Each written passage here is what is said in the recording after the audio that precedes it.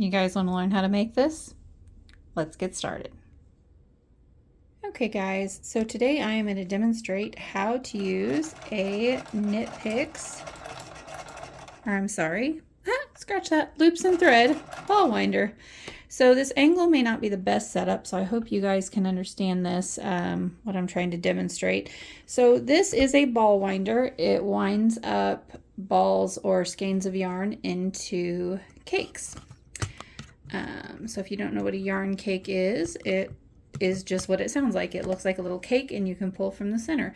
These are great for magic balls of yarn. So if you have a lot of scraps you want to join together, instead of having a ball that's going to roll all over the place, you can roll it or crank it into a nice cake, and then you can work from the center pull. So for this, I've got it hooked onto the edge of my desk because this is the only table or area I have handy at the moment.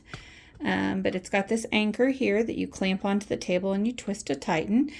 It's got the crank, which turns this tube here, and a lever. So I want to show you how to cast on your loops and threads ball winder. So on the edge here, you can see there's these little notches. So the first thing you want to do is you want to take a tail, maybe about 4 to 6 inches.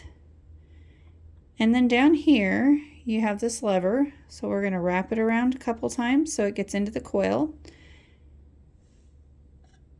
And just slowly crank your work. And let me see if I can get a little taller here so you guys can see.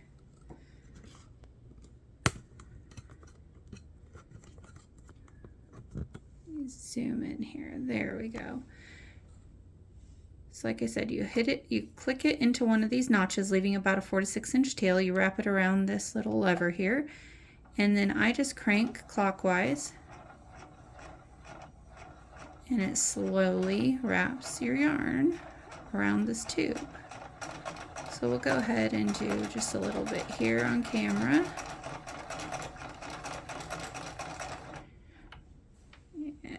I dropped my ball of yarn on the floor a little bit earlier when I was trying to get ready to set this up, and it got all twisted, so bear with me here. So it's kind of rolling all over my floor. I'm surprised my cat's not going bonkers trying to catch it because she sees something moving and she's on it. All right. So we're just going to keep cranking. Okay.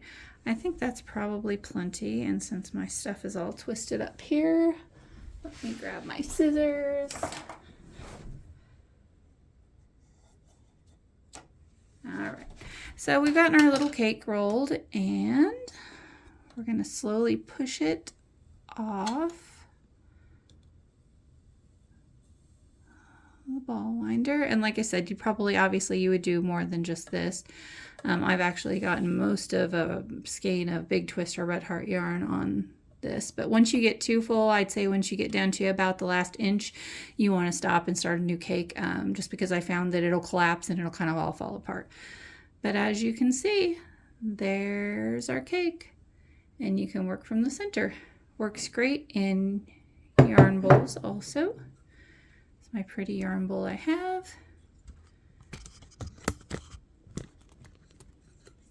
And you can work from your yarn directly out of there. I hope this video was helpful. If you guys have any questions, please like and subscribe to my channel. I am here for you every Monday with Make and Knit Monday, and Tuesdays for Tutorial Tuesday. This week I decided I wanted to do a little demonstration instead of a stitch, so I hope you guys found that refreshing, something new, and we'll see you guys next time. Bye.